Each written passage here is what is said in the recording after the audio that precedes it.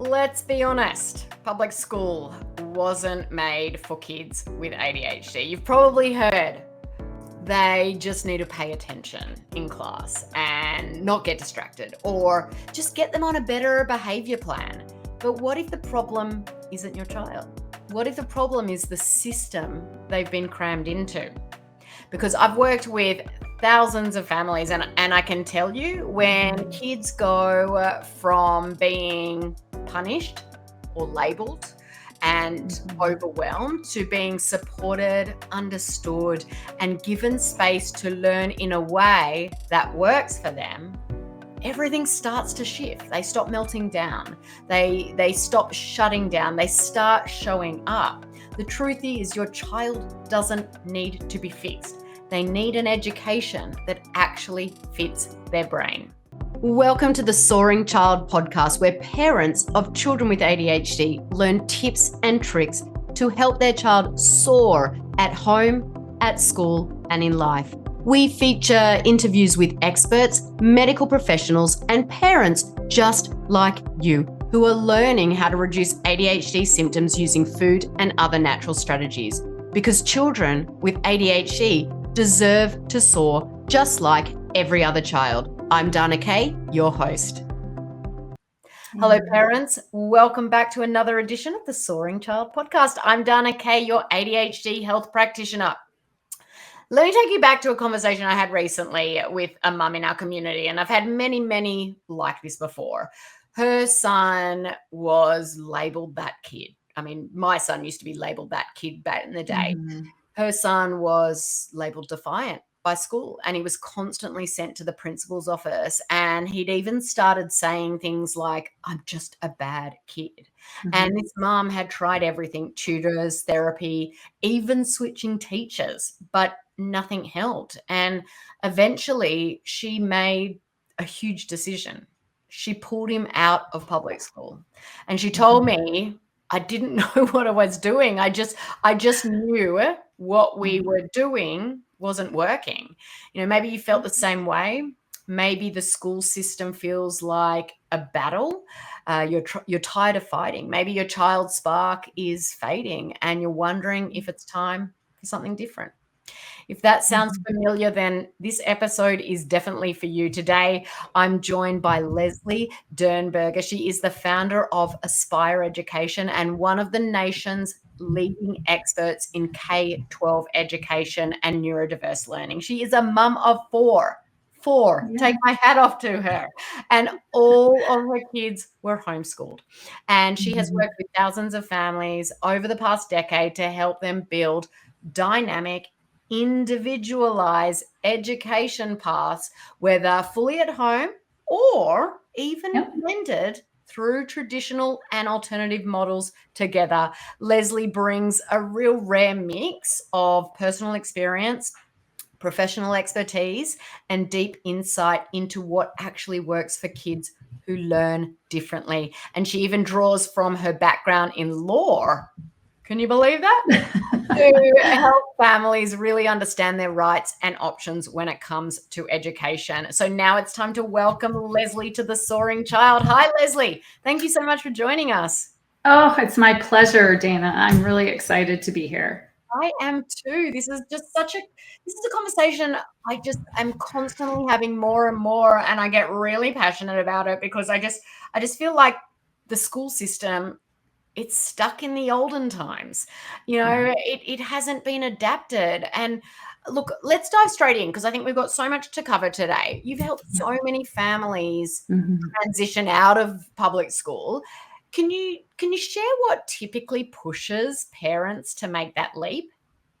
Absolutely. What you really see most of the time is that there is a catalyst event that has occurred that creates a situation that the parents go, wait a second, let's take a step back here.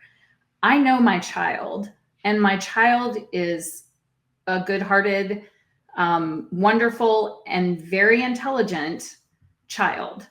And there's a disconnect here somewhere. Something is not working.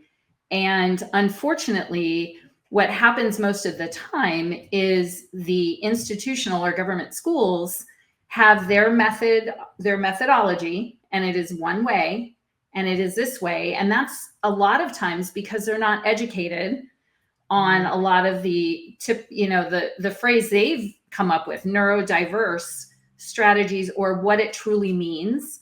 And so what'll happen is parents just are frustrated, whether, their child is highly gifted and bored out of their mind, but yet now they've been labeled ADHD. So there's a lot of misdiagnosing going on, which we can talk about. I love listening to your podcast because you bring up people who address that. But yes, usually there's a catalytic event, or I would say the second thing is that they've watched their child go from this exuberant, excited, curious, wonderfully interactive child to not wanting to learn, not wanting to go to school. As you put, the spark has gone out, the light has gone out of their eyes, and the parents know something's wrong, but they just, they've tried to work with the schools and nothing seems to be putting that light back in their eyes.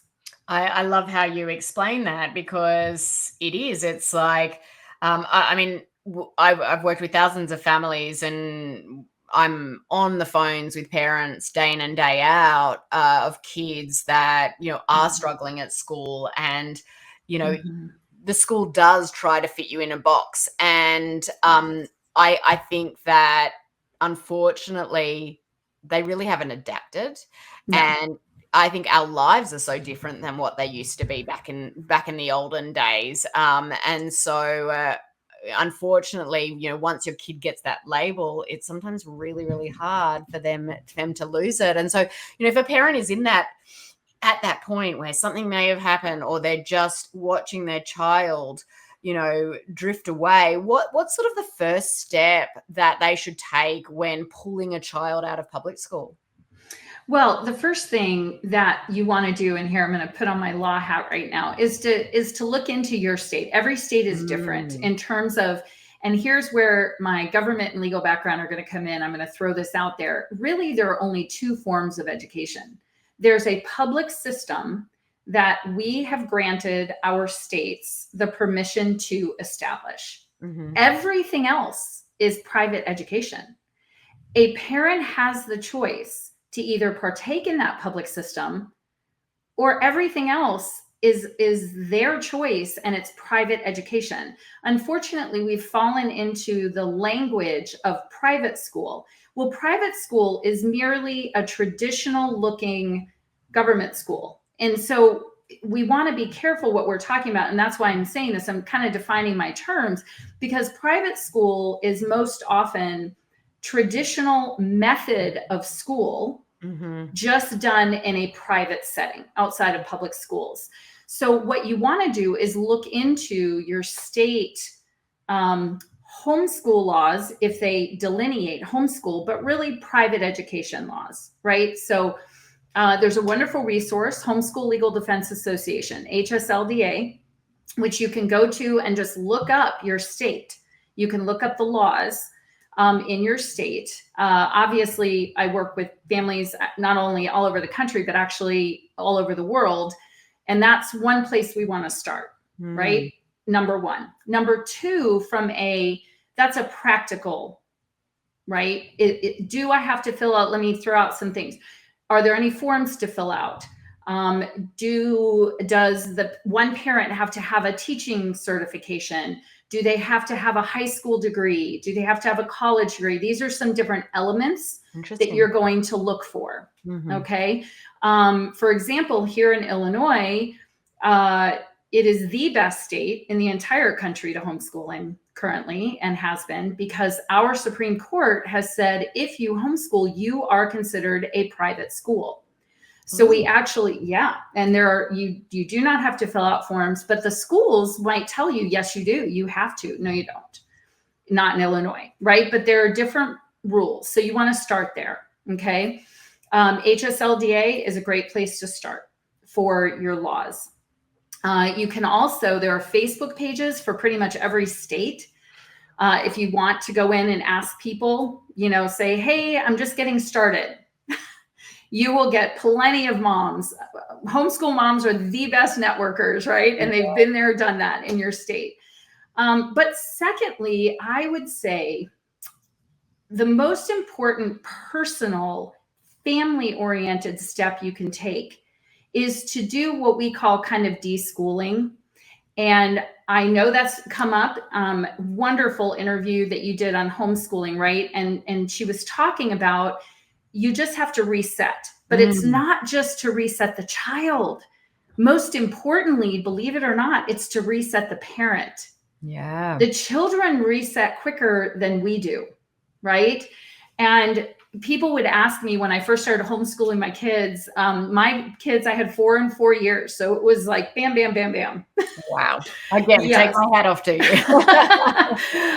It's wonderful. They're great friends now, but our older two did go to public school and I was very immersed in there. And one thing, my friends at school said, oh my gosh, how was your first year of homeschooling? And I said, it was fabulous. And they said, well, what was the hardest thing for you?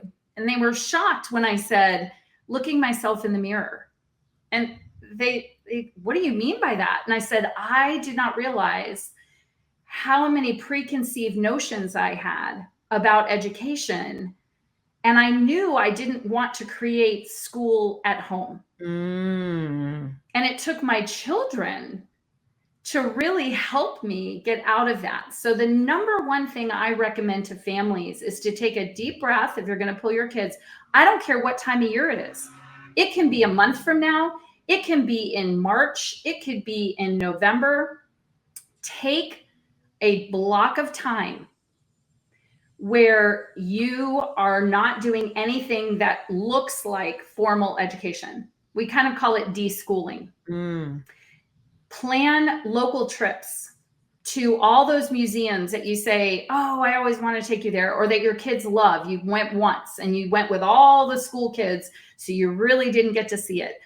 Visit nature centers, get outside, especially for our ADHD kids and other different labels, right? When you go to a museum and they are not rushed, you will be blown away by the conversations you will have. When my kids would watch other school kids get just walked by an exhibit, my kids, especially my ones with ADHD, go, wow, mommy, they don't get to look at anything, right? Because when they're immersed and they're passionate about something, they literally take everything in. Yeah. So I highly recommend you look into the laws. And number 2, take a deep breath and give yourself an opportunity to reconnect with one another. And I have a system that I developed for transitioning to homeschooling. And that's what I work and use with all of my clients. And the first step, if I can share it with you and with everyone, that I recommend, I'll give you the first 2 steps because I think they're so foundational, is number 1, parents need to sit down together and say to one another, how do you define a good education?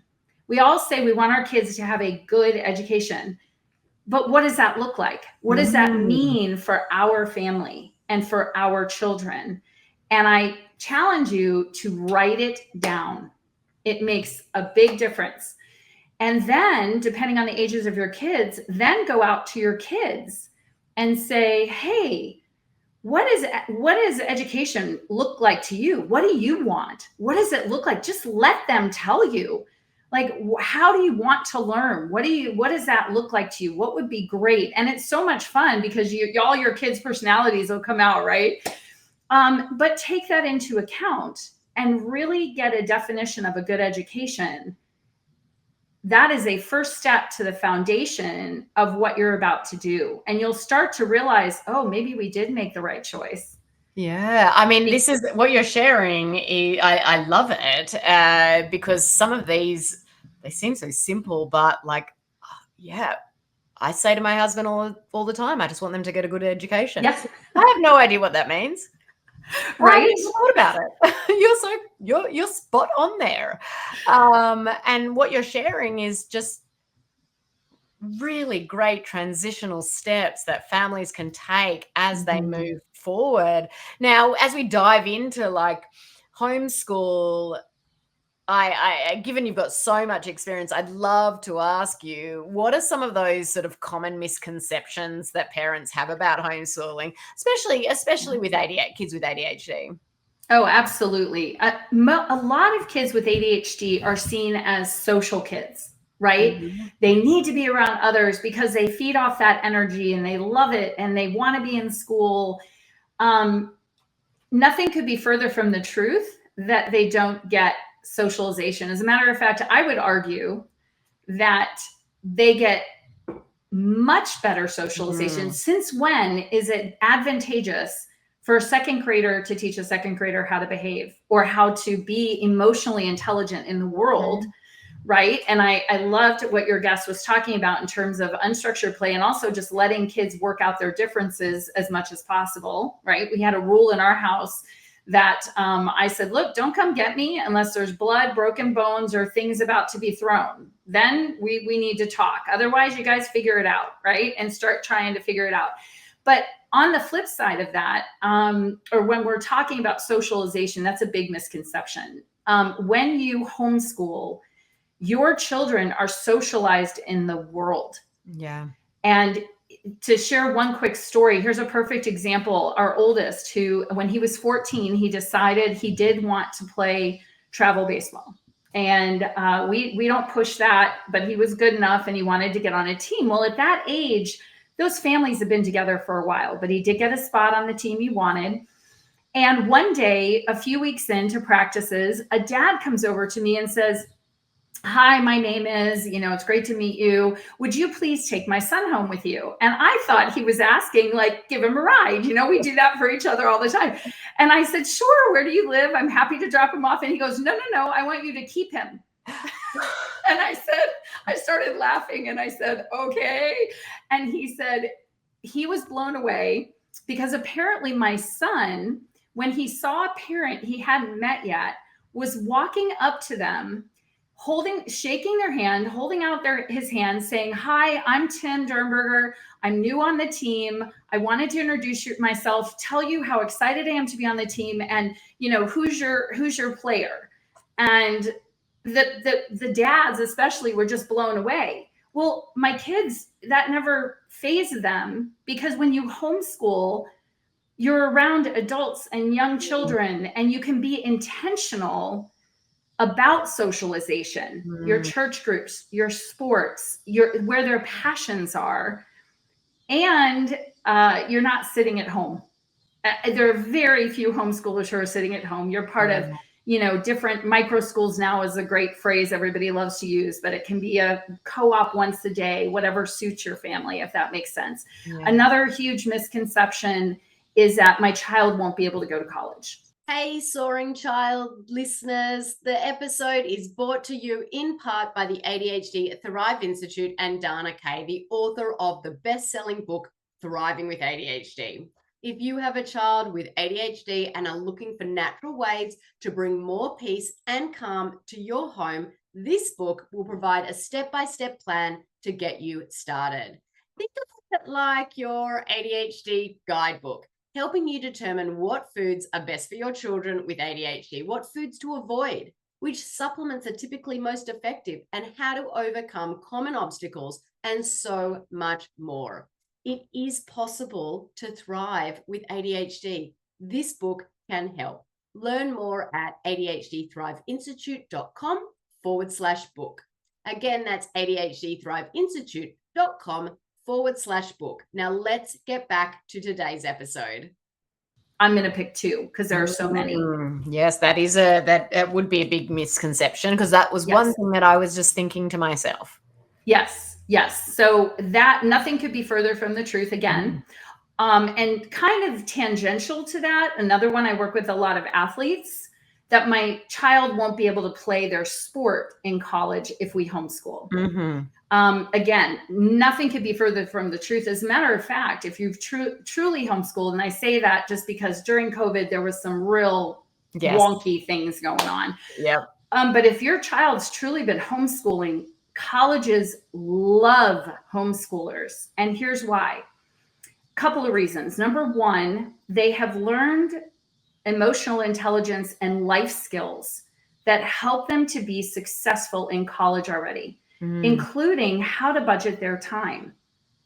That is one of the biggest detriments when you get into college, because all these kids who are valedictorian and honors and everything, their time has been so structured out for them and has been so regulated. They have not had to learn how to have 2 classes a week, 1 class a week, and then do the work for the rest of the week that they've been assigned. So homeschooled high schoolers and even junior high schoolers have already had kind of a college-like experience in terms of budgeting their time. I do a lot of work like with teens with executive functioning issues and strategies for that.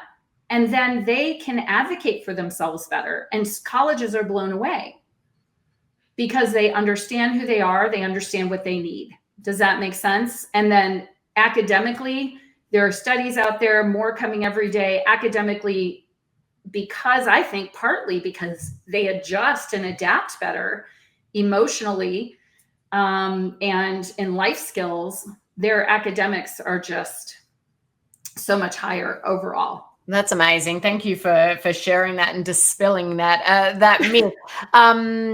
I am curious. Are there colleges out there that require you to go to traditional education? So, you know, we're talking about picking a college or being accepted. Are there, you know, I'm sure that there are parents listening who want their kids to go to Ivy League school. I will just say that I am Australian. All universities pretty much public in Australia. There's no Ivy League schools. You know, you go to your college in state, and it's very, very different than here. But you know, for families out there that, you know, they might have had an Ivy League education, are there schools out there that don't accept homeschooling? No, I haven't come across any. And I know homeschoolers who have gotten into every level of education there is, from, you know, if people talk about the Ivies, like you said, down to, you know, smaller, you know, more private schools that are small. It truly, no. And a lot of people think they have to go. I think this might be what you're asking. Also, people think there has to be accreditation. That is a game. It is absolutely garbage. It doesn't mean a thing. And colleges don't look for that. They don't look for accreditation. So no, that is a very much a misconception. And as I said, they love homeschoolers. Fascinating. Now, I want to dive into sort of like the mechanics of the day to day. So let's, you know, for a family that's thinking about starting out, how do you recommend parents sort of structure their day in the early weeks of homeschooling, especially if they're feeling lost or overwhelmed? Sure. Aside from what we talked about in terms of getting out there and doing things that involve just building community as a family, but also learning built in, right?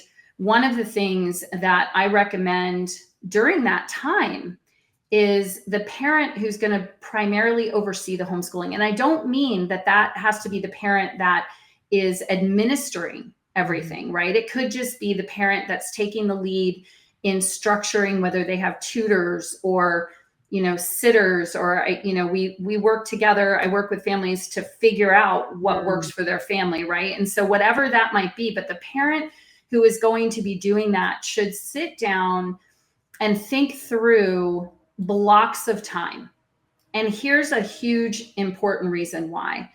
When we think of school, we think of schooling needs to be between the hours of 8 and 3, right? Somewhere in there. No, it does not. So think through your family's rhythm and the rhythm you want to create in your homeschool and how it can be suited to your family. So for example, let's say you or, you know, me, my husband, we have a passion for a particular topic, right? And so we want to be the ones to kind of dig into that with our children. Okay. So say it's math.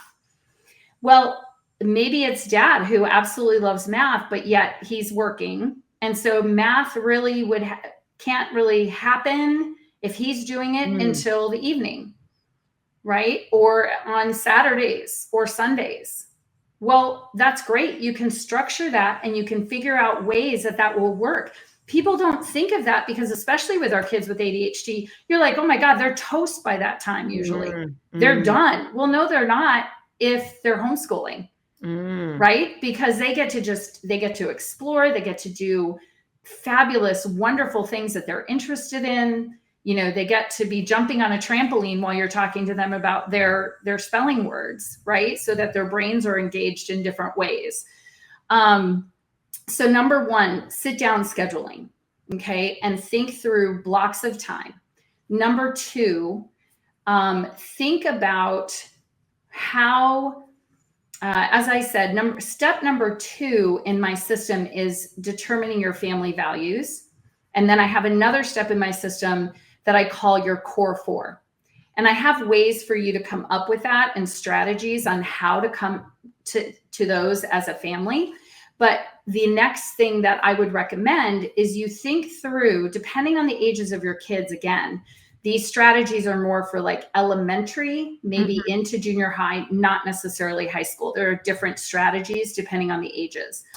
But for the younger kids, right, you want to think through what would be the core four subject areas. And it can be you and your spouse to really think that through first, to be like, okay, what would be the four core things? And the reason I share that doesn't mean you're not going to delve in to other areas. It just means that, listen, when life gets crazy, you look back, and I even tell my families, especially if your children are younger, elementary, I even narrow it down to your core two, which is usually math and language arts. And if you're covering that in whatever way, whatever that looks like in your day, you're good. Because it's not a daily thing when you're homeschooling. It's a week, month, year-long process. You don't have to get bogged down in checking the boxes that they do in schools so that they're teaching to the test so that they can get the government money that they need. Everything is geared towards standardized testing in government schools. And so they have this timeline, and that's why they're in a box and they ram it through, which is terrible for ADHD kids. Yeah. And I want to jump on that, and it's completely off on a tangent, and my listeners will know that I do tend to go on tangents. Oh, good. I love tangents. This is where you're talking about standardized testing. I'm going to use my little son as an example. Standardized testing, it needs to be thrown out the door. Yes, and I'll tell you why. My 11-year-old, soon to be 12, going into middle school, grade 6, he did standardized testing 3 times last year. He was in grade 5. Wow. One day he tested 2 years below grade level. Then when he took it again, he tested at grade 8 level. Then he took it again and he tested at grade 5 level, which is the grade that he was in. So that just shows that standardized testing is not accurate. He definitely wasn't at grade 8, but he's probably not at grade 2 as well. 3 or 2, right? Yeah, right. Exactly. Right. Sorry, it just happened to be the day, right? Yeah, and how well he filled in the bubbles, right? Exactly. And you talk about how good are their fine motor skills. I mean, honestly, there are so many things wrong with it. And that's another misconception, is that people are like, well, if you homeschool, your child won't be able to adjust to like testing, yada, yada, yada. Well, yes, they will, because as a parent, who cares about your child the most? The parent. And so we're much more intentional about that. So for example, one of mine, my number 3 son, he is a son, and if you said the word timer or test or quiz, the kid would start crying. And he never went to public school. He never went to school except for preschool. But that pressure on him, he couldn't stand it. So when we homeschooled, I was very intentional. I didn't call something a test. It was just like, hey, this is the next step for the next day of what we're doing in math. The first testing, he ever took was because he said he really wanted to go to high school. And so we know our kids very well. And we had said to them, hey, we'll have a conversation about high school, but not before, because junior high is miserable. Absolutely. I will not, that's not even a conversation we're going to have. But he's an athlete, and it was a social draw. Okay. And so our high school, like a lot of high schools, do their own testing of every entering ninth grader. So that was the first standardized testing he did. And out of 900, right about 900 students, he was in the top 20% on that test. Then that top 20% is invited to take a critical thinking test in order to get into all of the top level things. And I knew my son would need that. He was like 32 out of the top 20%. And he was even upset by that. He's like, should have been, But the point being, it's a concern parents have. There should be absolutely no concern, because we've taken out what's the most important thing about learning, which is mastery. It has nothing to do with testing. Grades mean nothing. Does your child know the information, or will they be frustrated if they try to move forward, for example, in math or science, right? So yeah, standardized testing needs to be gone. But that is another misconception and a concern parents have. Leslie, I could talk with you all day long, and we've only sort of just scratched the surface here. You really are an expert in this, and I just love the way that you approach it. Now, I just want to quickly get into, I know we're limited for time, and I might necessarily need to have you back, but for families that aren't quite ready for homeschool yet, are there any sort of hybrid or flexible models that you recommend exploring? Absolutely. Again, depending on your state and the level of flexibility that you have within your state. But something that you could do is consider a private education, or a micro school, or a school, these smaller programs that are popping up. I highly recommend maybe looking into, say, like an outdoor program, like a forest school, or a ones that's centered around a lot of hands-on activities type idea. Okay. Because they're somewhat more affordable sometimes now too. A lot of people have this conception, I can't send my child to private school because of the cost. I won't go into it here, but it's something, again, with my background, we did get some legislation from the federal government that just came down. That is fabulous. And I would love to come on and we could talk about all of that in another episode. But there is an opportunity coming pretty soon, if your state opts in, to get some really wonderful scholarship money that can be used specifically for any form and in any way that a family needs it, for homeschooling as well. So it can be put towards curriculum. It's very specific. It could be curriculum, tutors, special needs, specialists, right? Or coming to you or coming to me. They can utilize these scholarship money for whatever it is their children need. So I would recommend looking into that. Just start exploring what options you have in your area. Number two, if your schools allow it, try to work with them. Try to say, hey, can we take our child out, or have like a tutor come in, or take our child out for math, if that's where the problem comes in, right? Because sometimes it's a particular topic, a particular subject area that is creating some issues and some problems. So maybe it's working with, I work with some families where I have helped them find like a particular math tutor, right? And the high school was willing to work with them because they want to keep the students at the school, right? So you could also see if there's a way to be there certain days. Let's say your job, you work Monday, Wednesday, Friday. Maybe there's a way for them to be there those days and then you have them at home on Tuesdays and Thursdays. Don't be afraid to start that conversation. I love that you just said that, because I was just about to ask the question to you. Do you think it's possible for working parents to be successful in Yes. homeschool endeavors? Absolutely. I've worked with groups, I'll have some small groups who will hire me to come in to work with them. And they're all either single working parent or double income parents. And they need to, for financial reasons, that needs to keep happening.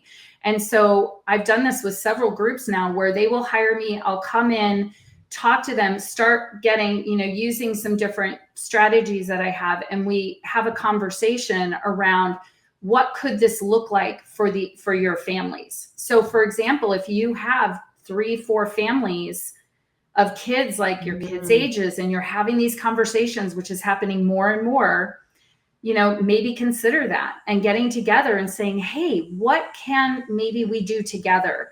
And one parent goes, you know what? I'm off every Friday. I can have them on Fridays, right? Another parent says, you know what?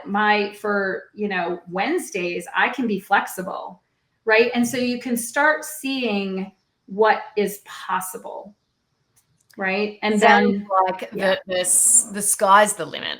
Anything's possible, and you've just cracked open the surface really here. Now, I would love to keep talking and talking and talking with you, but I just have one last question that I ask all guests that come on the podcast.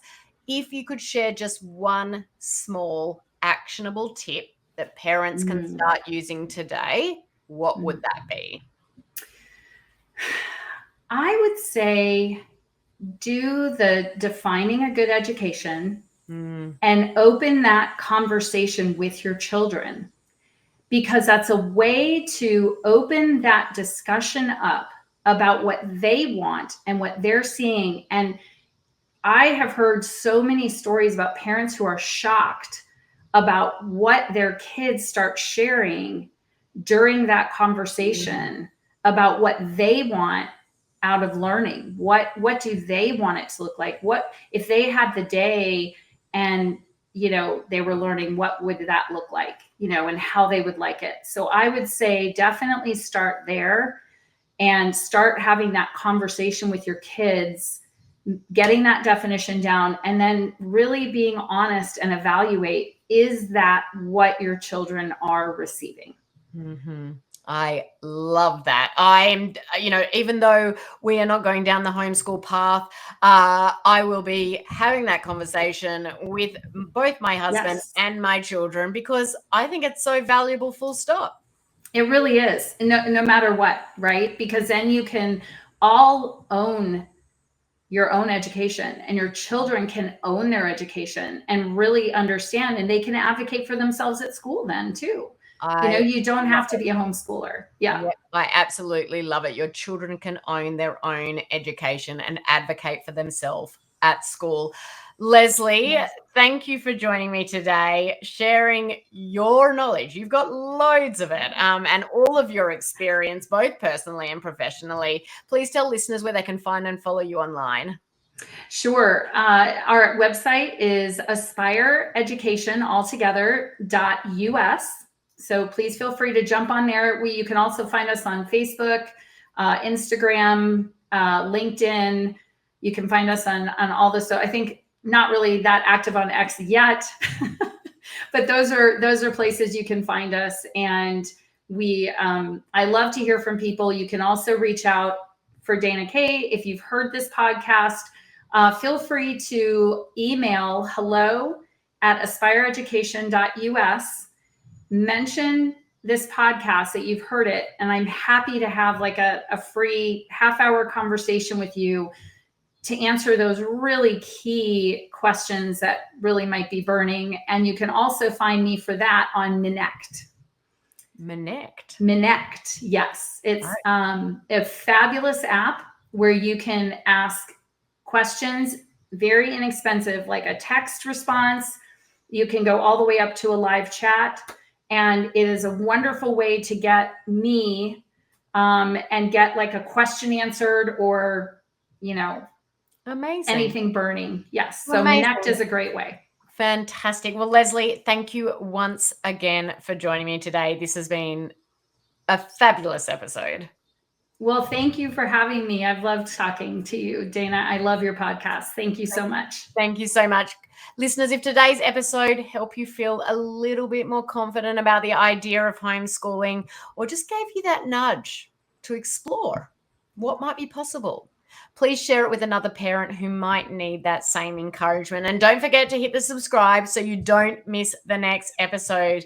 Every review, every share, every comment helps another family find the tools and support they need. Listeners, thank you for tuning into this week's episode of The Soaring Child. I'm Dana Kate, your ADHD health practitioner.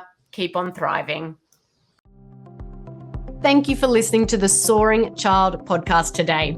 To learn more about how to help your child with ADHD soar using natural strategies, visit our website at adhdthriveinstitute.com and follow us on social media at ADHD Thrive Institute.